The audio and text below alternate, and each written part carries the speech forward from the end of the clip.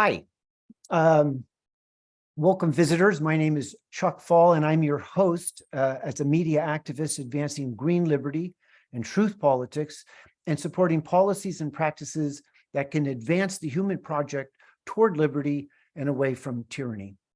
Today, Green Liberty is hosting a roundtable discussion on monetary reform, and our guests are Emanuel Pastreich, independent candidate for U.S. President, Rita Jacobs and Howard Switzer, co-chairs of the Banking and Monetary Reform Committee, Green Party U.S. I have interviewed Rita and Howard on two other occasions, and Emanuel and I have had interviews before as well. And these can be located at the greenlibertycaucus.org website.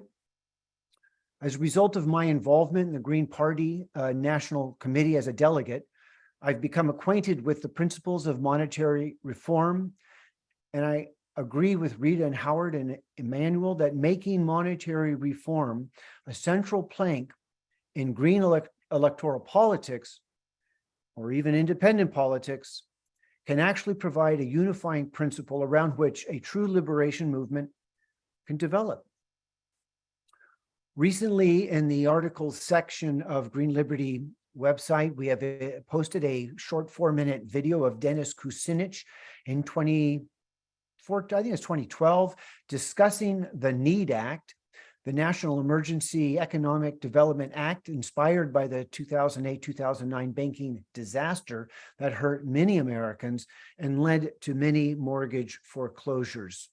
Our agenda today is to consider Emanuel Pastreich's monetary reform plank and provide Rita and Howard a chance to respond to Emanuel's positions. 2, we'll distinguish banking reform and programs for public state-owned banks for monetary reform as advanced by the BMRC. We're going to distinguish monetary reform from other theories of monetary reform, and that'll be Howard's job. Consider how the NEED Act provides a pathway for Congress to act today. 5, what will it take to persuade the American people to jump on the monetary reform bandwagon? What is the BMRC up against? Final thoughts. It's our last point. We'll get any guests. We can take some Q&A, and we would invite guests to use the chat, or you can raise your voice and we'll recognize you. So let's go around and each of you give a brief introduction of who and what you are, and explain why you are an advocate for monetary reform. Then we will have Emanuel read his monetary reform plank, and then Rita and Howard will respond, and we will continue on from there. Let's go ahead, Emanuel. We're going to go ahead. Let's do a quick round. Rita, Howard, and Emanuel, introduce yourselves, and then we're going to go straight into Emanuel for his plank in his platform in his U.S. for President run. Okay, so Rita, let's just have you please share out. Quick introduction. Thank you. I'm a retired lawyer, and I've been a member of the Green Party of Michigan for about 8 years. And I am presently co-chair of the Banking and Monetary Reform Committee, and I'm one of its founding members. I developed an interest in monetary reform shortly after I was added as a member of the National Committee as a representative from Michigan. And we had a problem with some folks that were pushing modern monetary theory. And they had apparently infiltrated one of the state parties and got them to propose some changes to our platform that would have destroyed our actual platform plank on monetary reform. And so after we went through that, I recommended that we form our own committee, and that's basically what happened and why we have the committee and why I'm a monetary reform activist. Cool, thank you. Howard. Yeah, I started looking at the money when in 2006 when I started running for office, and felt like I needed to learn something about the economy. And and money found, I found money to be the root. So after I presented to the Green Party, Stephen Zarlinga invited me to the AMI to present there, or to sit on a panel at the end of the conference, the International Conference on Monetary Reform. So I met a lot of people there. It was very interesting. He died a few years later, but he was my mentor for that time. And after he died, we formed a new group called the Alliance for Just Money. And I think Mary and I are on the board. And we are trying to advance monetary reform there. We are members of the International Monetary Reform Movement, which is an international group that is started in Europe by Joseph Huber and Positive Money. And that's where I'm at. Well, good. So we have banking, monetary reform advocates, experts, and Emanuel's going to, you've taken on monetary reform. It's a plank on your platform. You are running for the US president as an independent. I mean, I would be interested in speaking with you about, the grappling that we're all doing around, pursuing a Green Party ticket or not. I mean, if we have time, we could dive into that later if you're comfortable discussing it. Meanwhile, Emanuel, what's your position on monetary reform? Take it. Right. You've got the floor. Right. Well, the first thing I would say is that I don't want to pretend to be an expert in fields that I'm not expert in. I think that's the step number one in running for public office. However, I know enough about the nature of money and how it's been played with that it was clear that it needed to be central. And I was very disturbed by the fact that the other people out there who are candidates for president are avoiding a talk not about a small progressive adjustment of a already broken system, but of a fundamental sort of overhaul the concept of money and the concept of economics. And this is related to the larger, I guess I'm a big picture person in that respect. And that's why I need people like Rita and Howard to help me out as they have in the past. And they help me to revise the plank, and I will revise it further going forward. Economics, I confess, I didn't take a single economics class as undergraduate. And in fact, as I read about economics in newspapers, it seems to have degenerated into a sort of pseudoscience to cover up the use of power and overt manipulation of money and of economic relations, and of course, logistics, distribution as well. So I wrote a plank, and I thought maybe the best would be if I can read it for everybody. It's one of my 20 planks in the platform, and then we can have a discussion about what I identify, and maybe the other people present can make suggestions and elaborate on things like the Needs Act, which I'm less familiar with, but obviously would be happy to support in that I'm capable of doing so. Absolutely. Excellent. That sounds like a good, why don't you go ahead and read us what you got? I suppose we could try to put it, we're not going to do a share screen right now. Let's just, maybe we can focus the spotlight on you, and in this recording, get a nice mug. I'll just read it. Okay, go for it. Strong voice. There you go. So plank 16, the creation of money and the determination of its value must be undertaken with the authorization of the Congress and handled in a transparent and democratic manner. The creation of money and the definition of its value is assigned to the Congress of the United States by the Constitution. And monetary policy must be conducted in a transparent, scientific, and democratic manner. Private banks, corporations, and wealthy individuals have no authority to interfere in the process by which the amount of currency is determined or its value assigned. Sadly, the unconstitutional Federal Reserve Act of 1913 established a monetary system controlled by private banks, which resulted in a radical concentration of wealth over the last century, and especially the last decade. The control of money by the few has destroyed the government and democratic process. Today, swarms of mythical creatures like derivatives are cooked up by financial institutions and treated nationally and internationally as the equivalent of money. When these international financial institutions create money out of thin air, they thereby dilute the value of the money belonging to citizens through the resulting inflation. That is to say that they are engaged in thievery, not investment.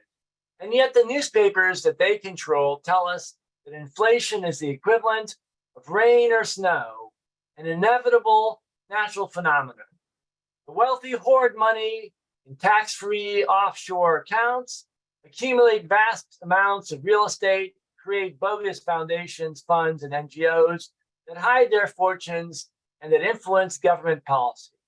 The wealthy use their illegal control of money to promote wars, build useless or fraudulent infrastructure, buy stocks and bonds, and engage in other illegal practices that increase their wealth at the expense of the citizen.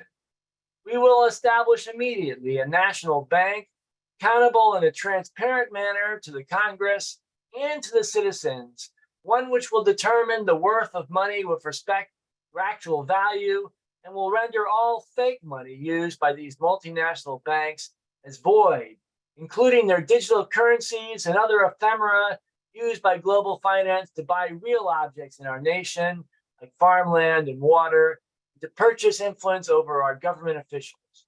Moreover, the illegal manner in which money and finance have been taken over by the few will be fully investigated and the crimes made public, including the declassification of all actions undertaken by the Department of the Treasury and other monetary institutions, especially after the massive transfer of money to private banks in 2020 COVID bailout.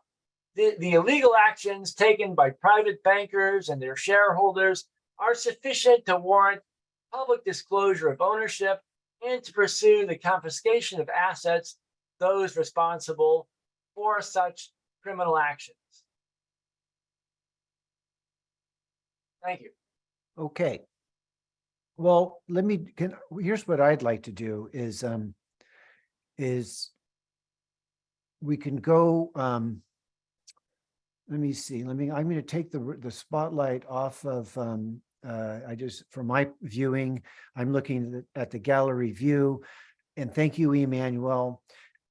I want to ask Rita and Howard to respond to your strong language.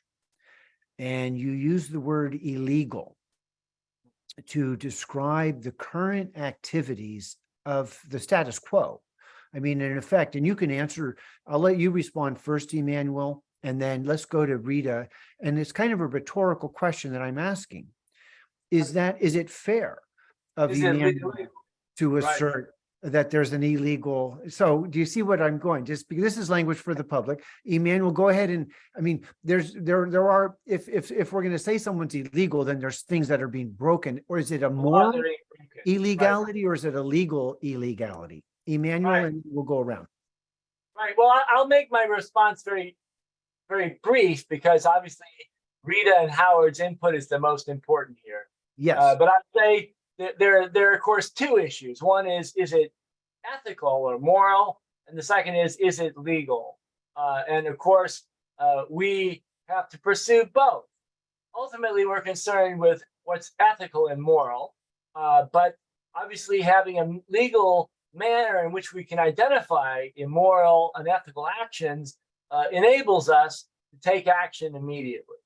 And it's of course true that there are many realms now in the in finance and monetary policy in which things which are unethical and immoral are now legal, and that will require a longer period of time to overcome. But I Based on my limited readings as someone who's not an economist, it seems to me that large parts, even going back to the Federal Reserve Act, are unconstitutional and in a larger sense, illegal. But I think I want to leave that judgment of whether it's appropriate to use that word to Rita and Howard, who have true expertise. Thank you. Fair enough. So ball's in your court. Let's go. Rita, let's go to Rita first and then pitch it over to Howard. What are you thinking, Rita? After I need to unmute. Okay. What I'm thinking is I'm thinking about the crash in 2008, first of all. And I read hundreds and hundreds of articles about what happened there and everything that went on. And I classify that as the biggest mass fraud committed in the history of the world. And it resulted in that crash in 2008. And it's just unreal, the amount of fraud that went on. Okay. And when it came time for the government to investigate all of this and so on, they ended up not prosecuting any of the participants in that. And nobody went to jail. Okay. Oh, And 9/11. No one went to jail for 9/11 either. But well, go ahead, Rita. Right. But I mean, definitely the people in the government were well aware of what the banks had done. Sure. And the problem is that when they the banks are members of the Bank of International Settlements, and where is that in Bern, Switzerland. yeah, Switzerland. Yeah. That's all sorts of- Anyway, and there's some kind of an international agreement there that states that any banks that are members of the Bank of International Settlements are immune from jurisdiction for prosecution for any of their what do I want to say, fraudulent acts. Right. And because of that, there was a lot of pressure put on the Washington, the Attorney General's office and the prosecutors involved to not prosecute any of the bankers under the criminal laws. So they didn't. And there was only one American citizen that got jailed for anything, and that was because he was turned in by his own bank, and he was working for a bank in Switzerland in one of their London offices. He wasn't even in the US. So anyway, aside from that, all the orchestrators of this crash escaped any responsibility for it. Okay, so what you're saying is there's unaccountability in the banking monetary system. That is, as you're using the full-blown word fraud. So in effect, you're validating what someone could say is hyperbole on Emanuel's part, but you in fact are representing that if you go when you start digging down, there is illegality baked in and fully expressed in our system. Yes. Especially in the events of 2008 and 2009. And, I could go on for a few more minutes about the actual big fraud that took place, but let's hold that's history, but it's important history, and you're supporting kind of what Emanuel's getting at. Should we shift over to Howard and have him respond to, is it hyperbolic to say there's something illegal and fraudulent going on here? Howard, and Emanuel used the word constitutional. Is it constitutional to have created the Federal Reserve Act of 1913? I think we all know the answer to that. It's illegal, it's fraud, and it's wealth and power over the top of government. Right. And so I would say that it was immoral and illegal. And But I have a few things that I would like to share just about Emanuel's platform to get specific All right. and make a few comments on it. The first paragraph and overall, I like it very much, Emanuel. Okay. But then in the first paragraph, I would like to add in a transparent and democratic manner per Article 1, Section 8, Clause 5 of the U.S. Constitution. What this does is establish the legitimacy. This is not your idea. This is an idea that was there at the founding of this nation. Right. And that it's time to implement it. I thought the second paragraph was kind of redundant with the first one, and you can decide. Private banks and corporations, wealthy individuals, I think you left out a word there, shall have no authority. I'll have no authority, right? Right. And then next paragraph, skip that, the one on 1913 established the money. Yes, it did. And today I was thinking swarms of mythical creatures. I was kind of wanting to replace that with devices. Today, devices like derivatives are cooked up by financial or something like that, you know. Sorry, it's being a bit humorous there. That is fun, but it might attract some some lack of seriousness or something. And there's a word left out in the next paragraph too, where it says thereby dilute the value of the money belonging to citizens. And the next paragraph, the wealthy hoard of money, tax-free offshore accounts accumulate vast amounts of real estate and all that. They are used to influence government policy. I would say I want to be clear about that. And then, but the big one for me was the one where you talked about establishing a national bank. And for me, a bank is a business and government is not business and should not be run like a business. It should not operate like a business at all. And so I took this out of actually the American Monetary Reform Act, that we will establish immediately a public monetary authority, which will pursue monetary policy based on the governing principle that the supply of money in circulation should become neither inflationary nor deflationary in and of itself, but will be sufficient to allow goods and services to move freely in trade in a balanced manner. The monetary authority shall maintain the supply of United States money commensurate with the economy's long-run potential to increase citizens' quality of life, so as to promote effectively the goals of a steady value for the currency, satisfactory and sufficient employment, and long-term interest rates that revolve around the cost of providing savings and loan services. Beyond that, I think there was just a comma left out in the next paragraph. These all seem like very reasonable suggestions, and I'll be happy to revise.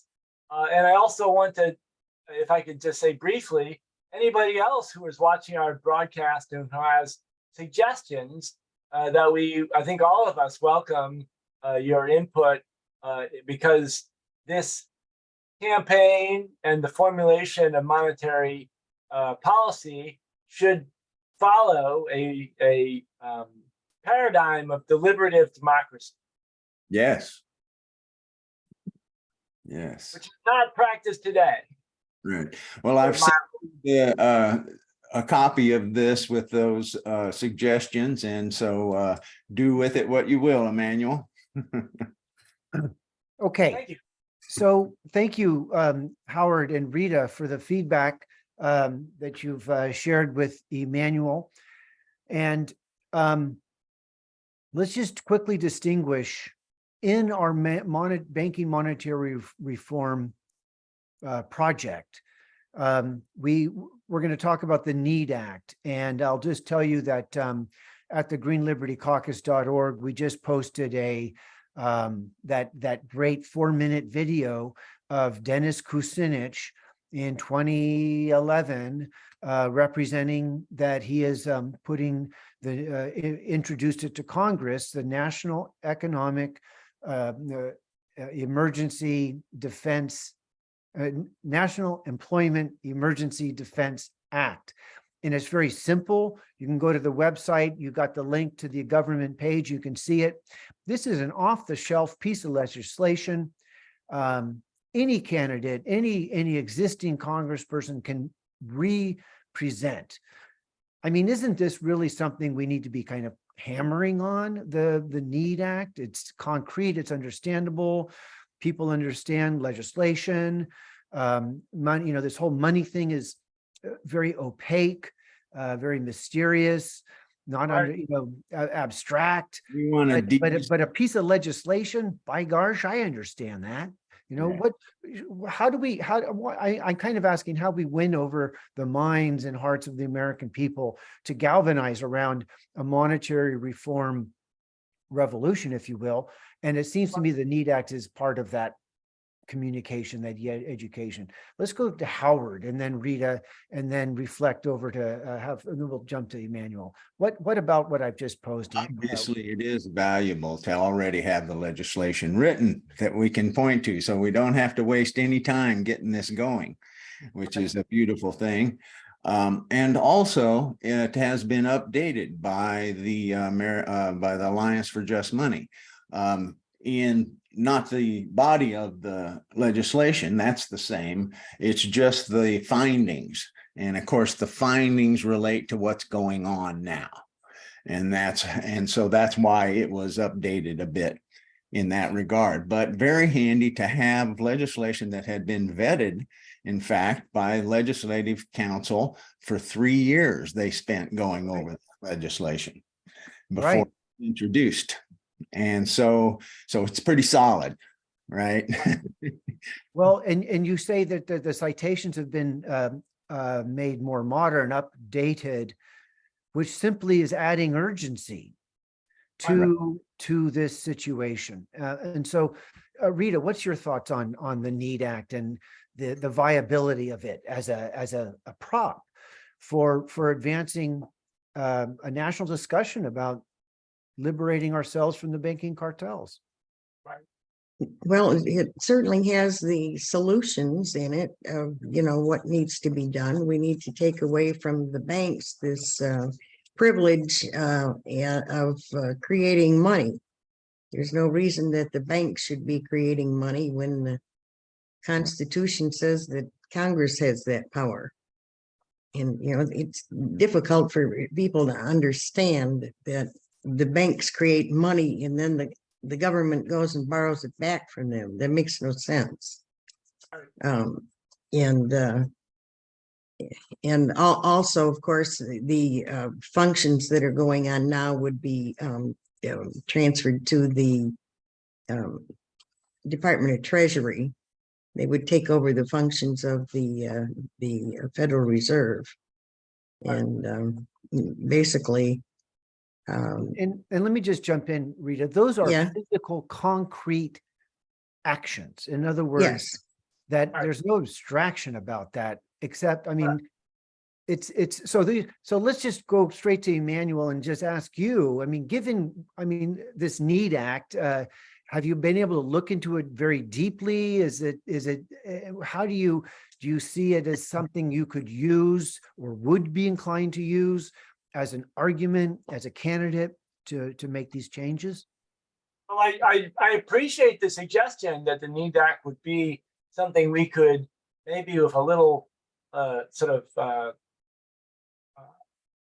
polish it a little bit, put a little bit of a effective presentation, but there's something that we could actually, or that I could use as something that I would suggest that was easily understandable to the public. So I'd be delighted to do so. And I would rely on the expertise in economics, field which I tend to think of something, a sort of a pseudoscience like astrology, but I come to recognize that it's so well accepted by our society that we have to use the terms, even though I have some deep sort of lingering suspicions as to what the nature of economics as it's supposedly practiced is. But I guess I would qualify this by saying that on the one hand, where we need the Needs Act, something which is ready, fits into our society and our economic system as it's run today, that we also need to push the envelope on the question of what is money. To say, I mean, I'd like to say that money should be essentially a manner to facilitate a barter exchange between citizens, and in which we can share our various different skills and what we produce with others, as opposed to being a means of empowering banks and multinational corporations. And that argument or that change may go beyond the scope of the Need Act, something even larger. But I'd appreciate both Rita and Howard's opinion on this larger question of the role of money in society. Should we talk then about the distinction between the banking reform of Ellen Brown, for example, and the monetary reform? Let's just take a dive at that, because I mean, in Emanuel's platform, he at Howard's prompting explicitly says there should be a national bank that would, in a sense, I guess, loan that money out to the other banks in society that would, and so on. So let's just unpack banking, monetary reform. Who wants to take a stab at that? Howard. Banking is a business. Banking is a business. It's not government. It's not supposed to be government. It is government now, but it's not supposed to be government. Okay. So we want to get banking out of government. Well, let me ask you a question then, Howard. Public banking concern, that would be down at the local level. Right. That we want that at the local level. It's a local business. It's a shop along the main street where people go to bring their receipts every day and store them safely. That's what banking should be, not some big monstrous corporation out here telling everybody what they're going to do, you know, and crapping on them, you know, that's just unacceptable. So banks out of national politics. Totally. Right. Emanuel has a question. Well, I mean, I guess the question would be, I mean, does government play a role in terms of, I mean, what is Congress's role then? I mean, if it's in monetary policy. It is to determine where the money needs to be spent and spend it. The monetary authorities tells them how much they can do each year. And so Congress does that each year. They spend the money on the needs of the American people, and it has to go into the productive economy too, because they're not speculators, right? Government's not speculators. We're not in a business of speculating. So we're not investing in stock market, you know, we're investing in the people of the United States, into their infrastructure, social infrastructure, as well as physical infrastructure. Well, this brings us to the question of the stock market, which I actually really did want to talk about, because we live in a system in which over the last 100 years, we've been brainwashed or accustomed to thinking of the stock market as being, I mean, almost like part of the government, right? Is this great effigy, this God Almighty, which determines whether the economy is good or bad, and which is in fact mythical in many respects. Why is the stock market at the center of the economy in the newspapers? And should there be a stock market, or I mean, should it be central to our economy? How is it related to monetary policy? And what is the appropriate stock market? I mean, I guess I at some level, I think for you and me and a couple of friends to make a company and make stocks for that company is not a problem. But there's clearly a problem here. That's a great question, Emanuel. Let's pitch it over let's go to Rita with that one, and then Howard can back her up. I mean, as we fantasize about monetary reform, we still have this thing called this stock market that Yes. seems to be hanging over our economy and determining it. Well, I mean, stocks are used like money, right? I mean, essentially, I mean, you cook up these things often with stock buybacks, and they're treated like money. You can buy things and sell things for them. Well, first of all, the way the entire money creation is set up, it automatically pushes money to the top. Okay, so we have all of the money going into the hands of those who are primarily already wealthy and already are investing in everything. And to them, what's very important is the rise of the stock market. Okay, and that's something that benefits only the wealthy. It doesn't benefit Main Street at all. Right. And it doesn't make a lot of sense. And what's happened then during these bailouts that they supposedly they bail these banks out and everything so that they can get the economy running again. And what happens is the stock market goes up, and the big corporations hang on to all that money and engage in stock buybacks to make themselves wealthier. And it doesn't help anybody in the economy at all. And by the way, I agree totally with what Emanuel has to say about the study of economics. It's just a farce. It's not a real science. It's a social science, and it's based on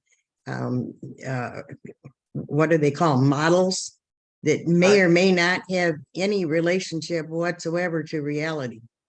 Gaming theory is right. applied to economics. And I mean, there are a few economists that understand how money is created and what's wrong with the system, but almost, I would say probably at least 95% of economists have no idea how money is created and enters into the economy in the first place. Okay. So, Howard, what's your thoughts on this whole stock market business? Couple of things. Let's go back in history a little bit. What's a corporation? Now, the United States had a real problem with the British East India Company, which was a corporation running our country at the time, the colonies, and ruling them. And so early on, our country said, well, now we're going to make it so that corporations have to serve the public interest only, and that they cannot be a permanent fixture, that they can only be formed to do a specific function, like build a bridge, build a road, put in some utilities. But then they're done when they're done with that project. And that is how corporations should operate, in my opinion.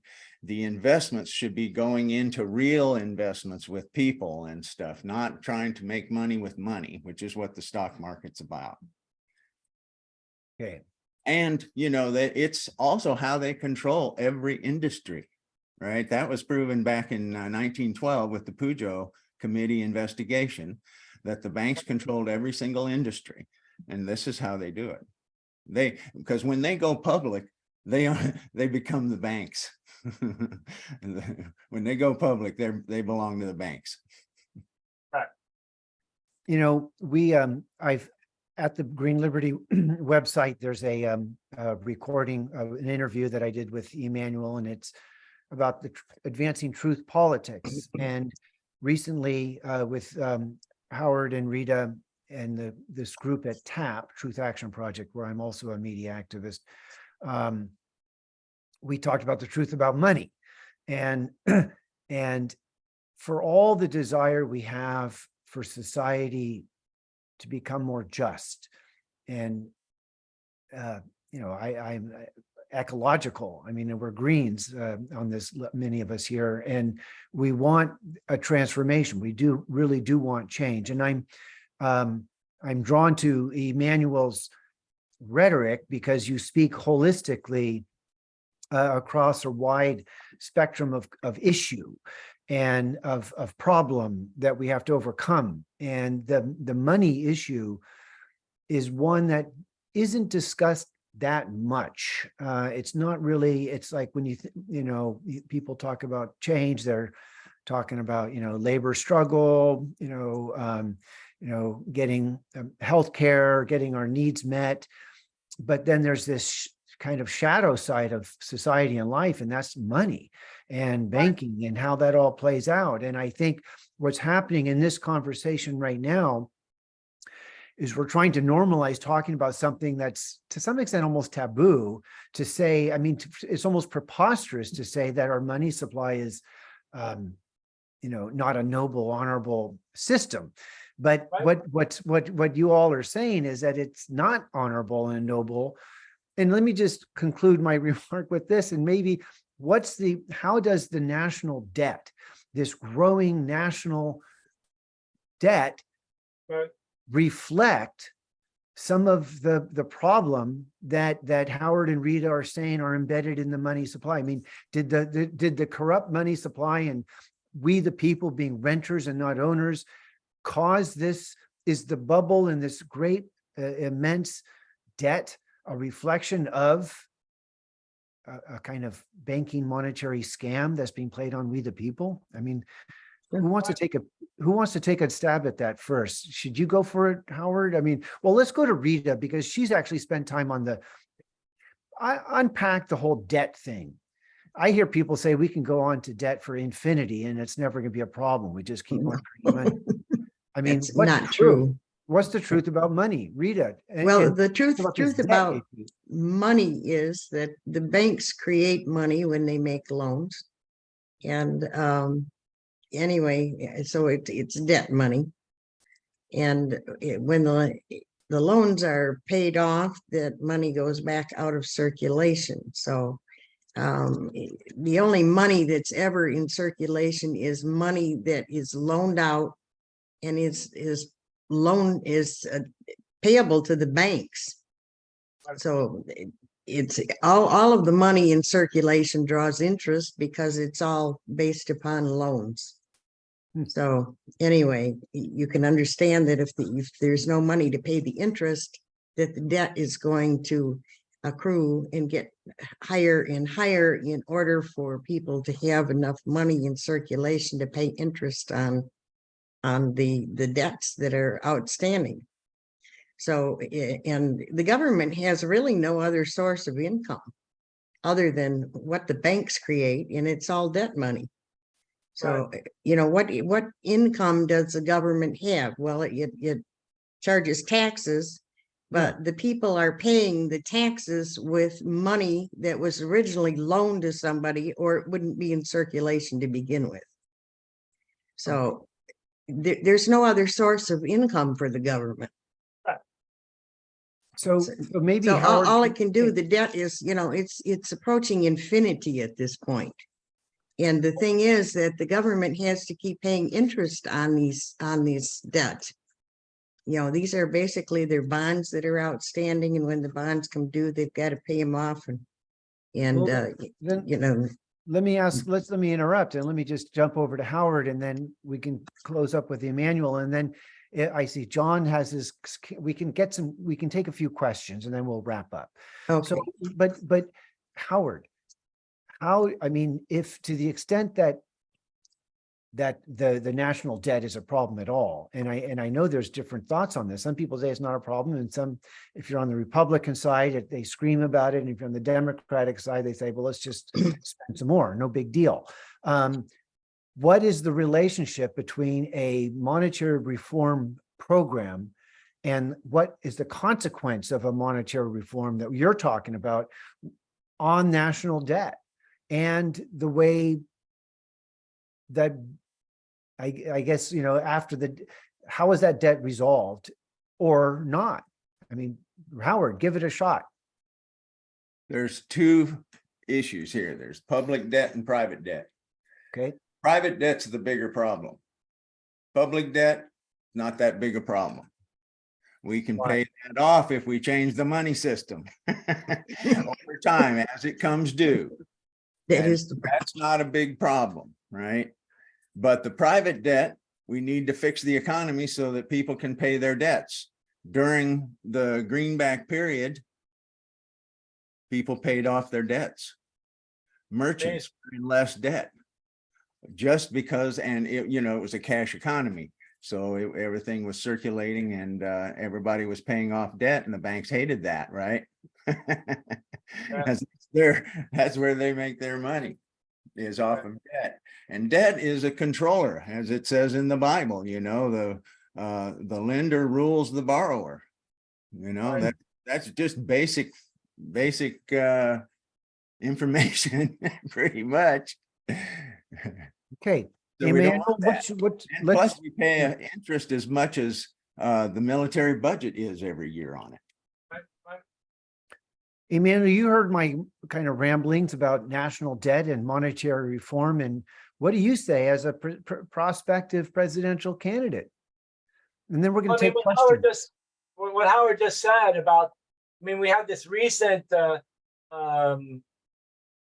puppet show about the national debt, in which military spending, as Howard just mentioned, was ignored. And of course, many other costs were ignored. And it was all basically rigged up as a way to cut social services, right? I.e. destroy what's left of government, right? And replace it with private corporations. So need to go around. And I think, you know, things do change. I mean, over time, the system has been flawed for 100 years, but it's definitely getting progressively worse. I think my purpose today and going and as a candidate is to get the conversation going, not with any particular expertise, but to say that if we look at the way the military has been used in an oppressive manner, the police are used in an oppressive manner, in which the pharmaceutical, medical community is used in an oppressive manner, that money and finance should be added to that list.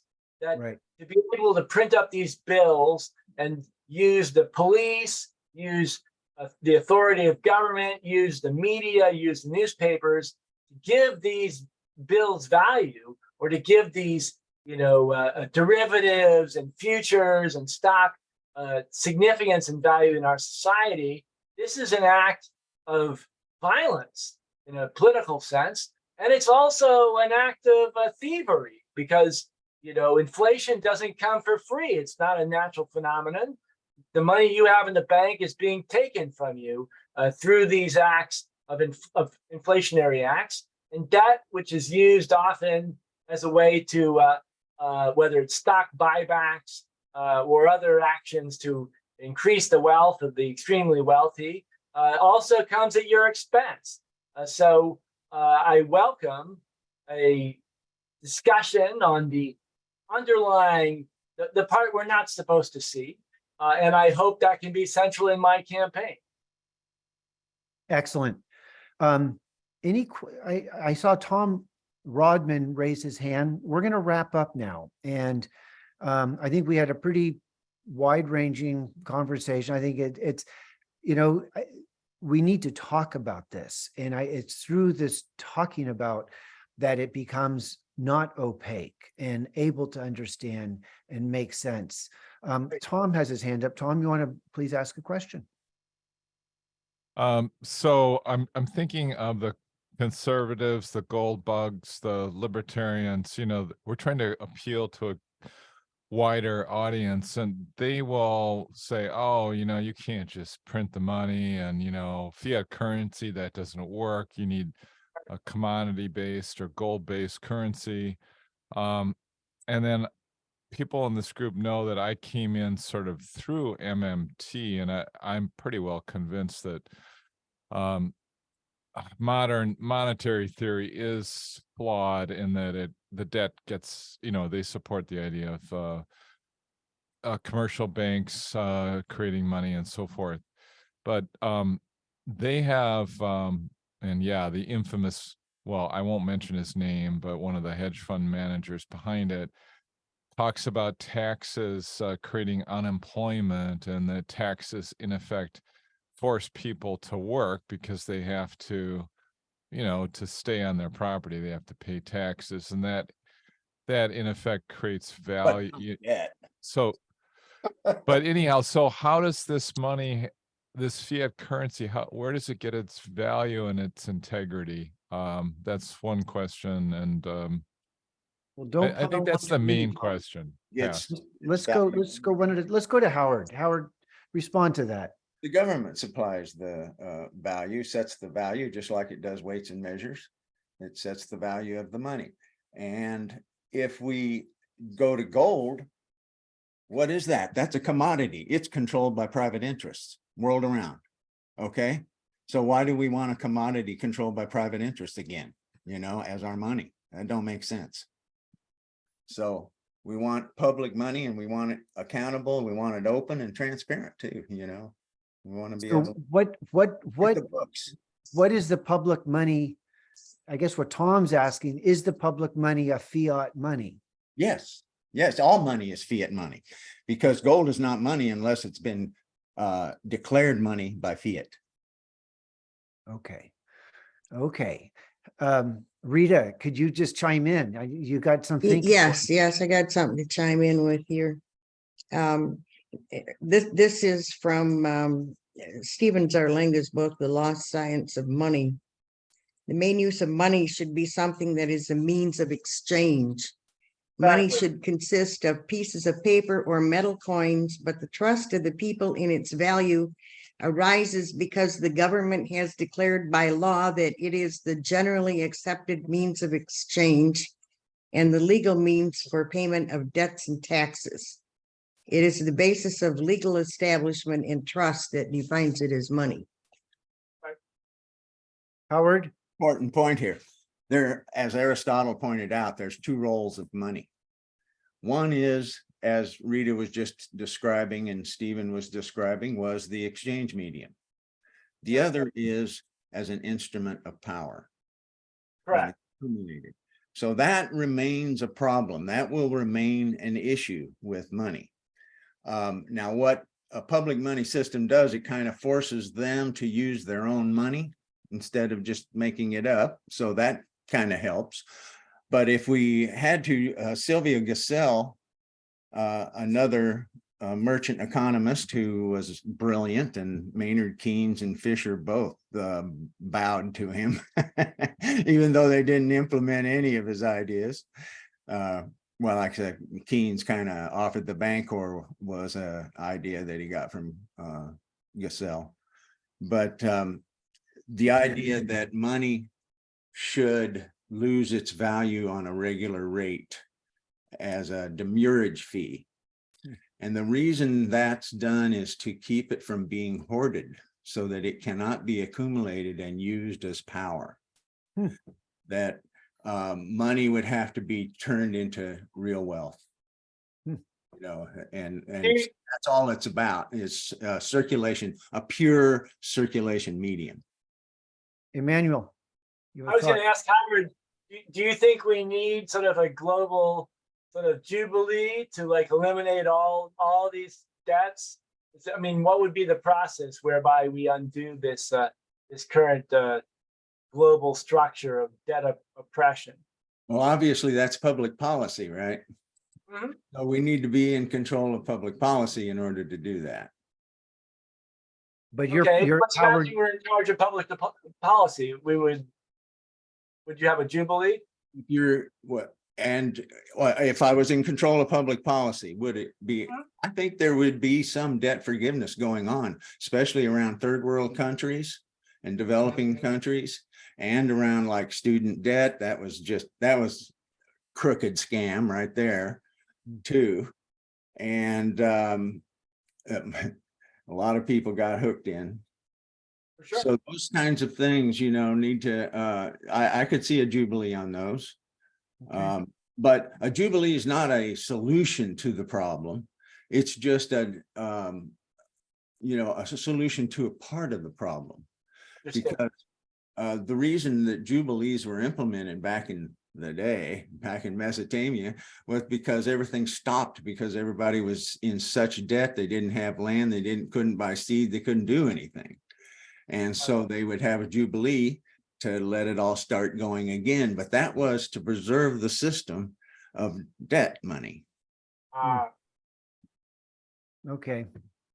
Because not only, I mean, people were enslaved, you were enslaved if you went into debt. I mean, that was a classic. That's what spirited the first democracy in ancient Athens was slave, landowners that were turned into slaves because they couldn't pay their debts. And that prompted Happening today. the famous Solon made the compromise and then left for 10 years before he returned to Athens as a kind of, maybe there was some jubilee in that. Okay, any other questions? I mean, well, let's do one other, close up with this one, and let's distinguish the thing Tom raised, the MMT, modern monetary, whatever the T means, explain that.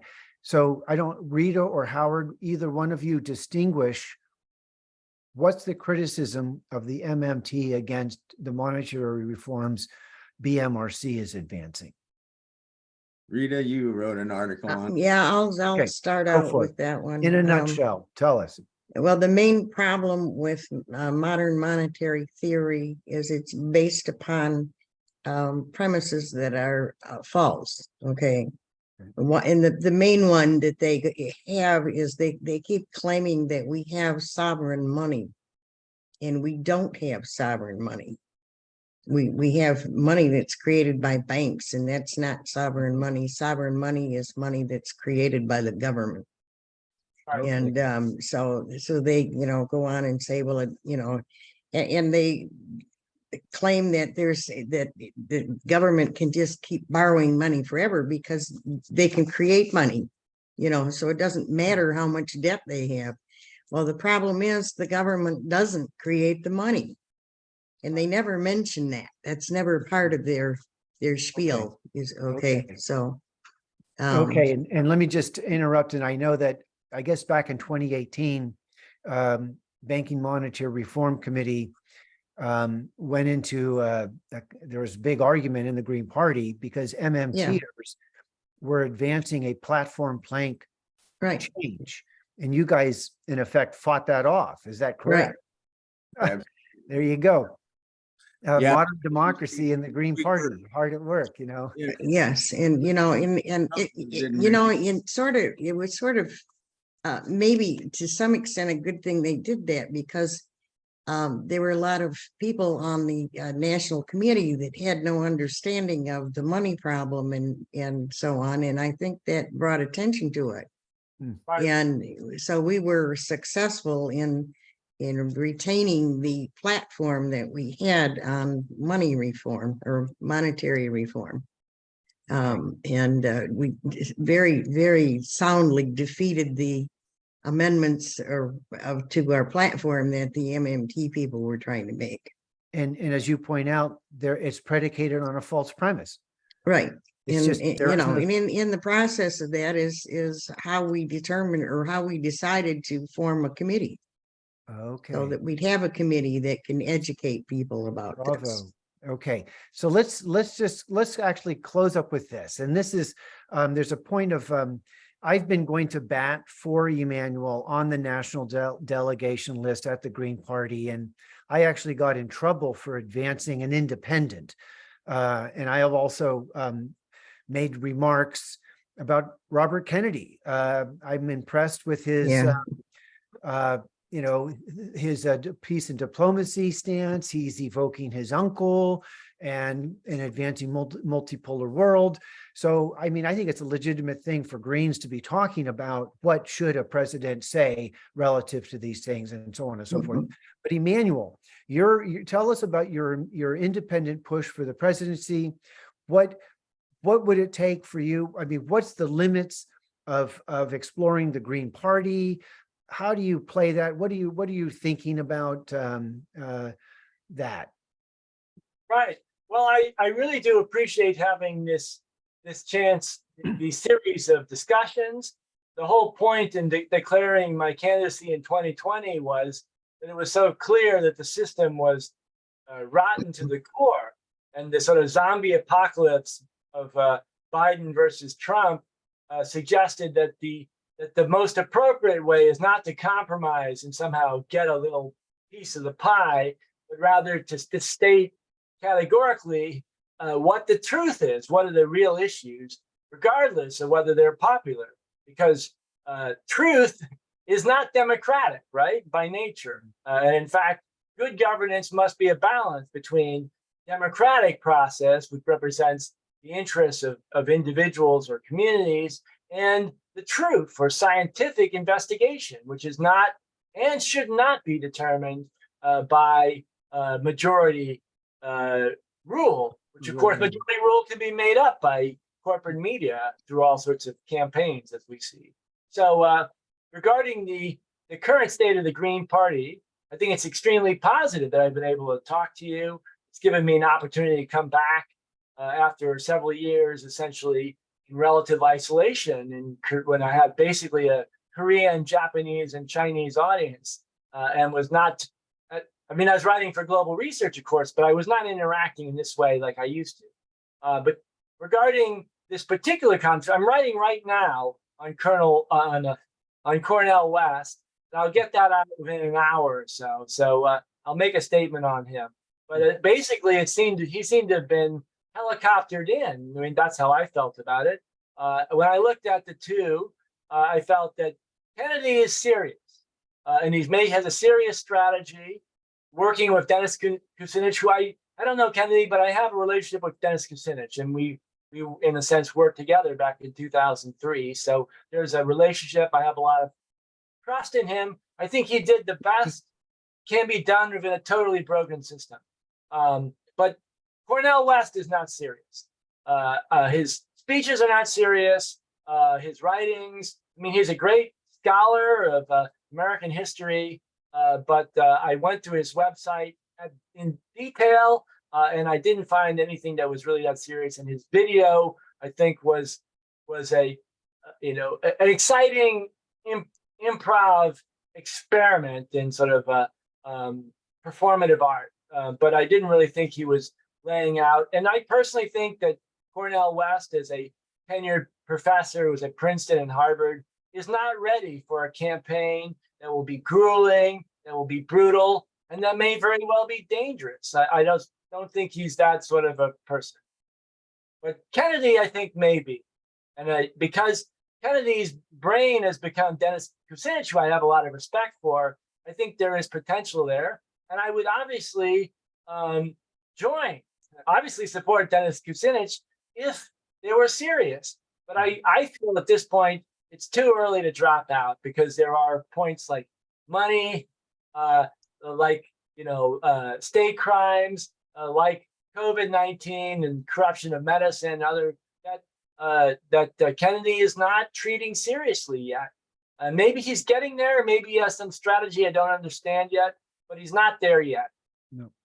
Now, so then just back to the whole, you hesitate to approach the Green Party. Is that correct? Oh, well, I mean, if the Green Party came to me and said, we want you to be our candidate, then I think the negotiations would not be so complicated. Okay. But I think that my impression, I mean, I was involved in Green Party in Champaign, Illinois, from 2001 to 2005. So it's now ancient history, and I'm not involved in Green Party anymore. And I was disappointed by certain undemocratic aspects of the Green Party at that time, which I think are still there. But I guess I'm very skeptical. I fear that a lot of the sort of the upper levels of the Green Party embrace sort of limited hangout, progressive perspective, where you focus on identity issues, equality, but you don't dive deep into the profound corruption and contradictions in American society, economics, and of course the say it's not analytic, it's not scientific, and there's not a clear roadmap for where you get from identifying imperialism and discrimination and actually getting to actual implementation of a fundamental change in the nature of governance. Okay. And I hear you. And okay. Okay, well, I just wanted to kind of broach that and kind of just do I mean, basically and that's what I've been trying to represent at the delegates, the national list, is that you exist, you have good ideas, you're sincere, earnest, and you're holistic, and you fear no evil. Well, You well, let me ask you a question then, if I can. Yep. Chuck, do you think that Robert Kennedy Jr. would be capable of taking on things like monetary reform, about the 9/11, about the massive sort of criminal actions of the Pentagon budget? I mean, these really big, sort of overwhelming issues. Do you think is that something we can realistically expect from his campaign? I think anybody who gets elected to president is going to have the same problem that JFK had. Right. And what distinguishes you in your campaign is you're advancing a truth politics, which is you're honest and you're acknowledging state crimes. And so is Kennedy. So Kennedy has, to a much greater degree than anyone we've seen anytime in recent history. Yeah. absolutely. In some ways, I think even more than his father and uncle. I mean, I think in some ways he reminds me more of Wallace, and I mean his statements about imperialism, for example. I don't think we've had an American president, politician talk about imperialism as a challenge since Wallace, really, since he was forced to resign in 1946. And that's why I find him very interesting. And I think, as you do, I think we all find him interesting. I do. But as you know, I'm in the Green Party, and I'm and I'm I'm in I have some duties. I have to ask you. So Yeah. there's been this little bit of dispute you had with some of the Delegates. administrative figures at the Green Party. Is it illegal to discuss the Green Party endorsing Kennedy or supporting him? I mean, is that something that's like off the limit for discussion? What's happened to me recently is I was dinged for introducing topics that aren't germane to the Green Party business. This is what's been alleged. Crime. Yeah, and because they've grown annoyed with me for being a strong advocate for talking about truth politics is really what I'm doing, because I'm using Robert Kennedy to advance the truth about the whole COVID program and the vaccines. And I don't talk about vaccines. I'm mainly onto the COVID thing. But I'm also into the Green Party piece. GPAX has advanced a pretty critical of NATO peace statement about the Ukraine war that's consistent with Kennedy's position. And so I'm simply, stirring up the pot, trying to advance conversation, just like we're doing right now. What's happened is elements within the Green Party are impatient with me and don't want me to have these conversations. So they're basically saying, if you keep having a conversation, you're going to be kicked off of this list, is in effect. So I may not be able to do anything with or Howard could present your third component of Cornell West, but I'll have to keep my mouth shut, is what they're getting at. Howard, please. No, because there's already in process folks formally asking you not to be struck, right? Correct. We haven't. I need five delegates. Yeah, we have a process. I saw From that 5 states. that Oh, it came. has to be from 5 different states. Yes. Oh, it's all got ordered. Okay, so 5 different delegates from 5 different states need to object to the in effect censoring of Chuck Fall. So that's out there, and we have till tomorrow. And legitimate to talk about other candidates because we're going to be running against them. well, it seems logical that we should talk about this stuff. Yes. The point that I made was Cornell West is running on truth and justice. Well, that's nice. I like truth and justice. I'm a deep believer in truth and justice. So what's the truth going to be about the federal COVID program? if he Right. goes up against Kennedy, talking about what a great guy Fauci is, he's going to look the fool, right? Right. So I mean, a year that from was my now, defense. Pardon me? I mean, a year from now, COVID-19 is state crime, may be common sense. I Yeah. mean, yeah, at the way we're going. I Right. mean, now, I mean, the Pfizer documents, I mean, it's all, I mean, the issue is not the evidence. The evidence is all there. The only issue, the only hitch is the cowardice and the complicity of these ruling class elites, including so-called progressives. Yeah, and those that support him are joining what I think is a mass formation that Desmond is talking about, and I think that's pretty clear Yeah. when you Yeah, see. sad. Yeah, Well, it's, there's a yeah. lot of Green Party members that don't want to admit that this COVID thing was a farce, so, and I, mean, that they suppressed all of the information that people should have had from the very beginning, all the way through the thing, so. right. I grew up in a, so upper middle class, and to some degree, think left, live right environment. So I'm very familiar with these profound ideological contradictions of, wanting to challenge the establishment, but not enough that it would endanger your retirement funds or your opportunities for promotion to vice president or dean. I see it all the time, and it's very sad that we've reached that stage. And at the Green Liberty Caucus website, I did a book report on Francis Scher, who wrote a long essay titled, I don't even remember that. It's about why do good people go silent when they're presented with preposterous, horrible, the unspeakable. And I basically titled this essay, Navigating the Shoals of Cognitive Dissonance in a Sea of Big Lies. And this is what we're up against. It's amazing that I have friends that are in fact liberals, and they cannot accept that the COVID program is anything but a pretty good job.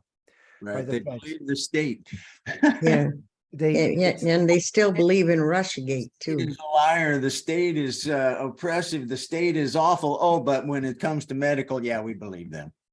Well, I think one has to understand that in the psychological sense. It's a form of deep trauma. It's equivalent, I think, of incest or rape. There are Yeah. many, you've been so violated by these institutions that you believe that it's easier to pretend that it never happened than it is to actually start to wrestle with the truth. Right. One of those places where if you are pointed out that you're wrong, it's harder for you to take than just being wrong. Right. And so this is what we're up against in this movement, is we're speaking into communities where there is no listening. But what we're doing in the course of our conversation, I think, is taking what's called the language space. And by speaking a truth to power and insisting on truth politics, and this is what I threatened the Green Party with. I said, you if you're going to advance Cornel West, and I'll get on the Cornel West bandwagon if that's what what ends up. But until then, we're going to talk. We're going to talk about what's true and what's real and what's important. And what's important is that we, the people, have been royally. We've been subject to a state crime. That's a crime against humanity. It's just so, and let's just close with this. And this is my quick talking point, that the narrative, a truth narrative, is to acknowledge that we were warned by Eisenhower about the military industrial complex, that Kennedy heeded the warning and it cost him his life. And the other 60s leaders who were struggling for change were in effect bloodbath because of a deep state plutocracy wanted to put a lid on the uppity children that were thinking and imagining a better world. And then the failure to hold to account anything and anyone from 60s led to the 9/11 event, for which no one was held to account. No one, Right. Absolutely zero, in the Pentagon, anywhere, anyhow. And then now we have the COVID. And then recently we talked at TAP with Meryl Nass and James Roguski, and we talked about the what's going to come next, because the World Health Organization is gearing up with newfound authority, and this is a whole nother piece of complex that we don't have time to talk about tonight. So let's end this. I'm going to go ahead and say thank you all. I'm going to shut the video down, and then we can just chat a little bit afterwards and say goodbye. But I'm going to go ahead and end the. In fact, Tom, you're going to end the recording, and I'm going to say thank you very much, you all. You've been on a Green Liberty Caucus, independent media event done in collaboration with Banking Monetary Reform Committee and Emanuel Pastreich, independent, running for the U.S. presidency. Thank you very much. Have a nice evening. And we can end that. Thank you, Tom. All right.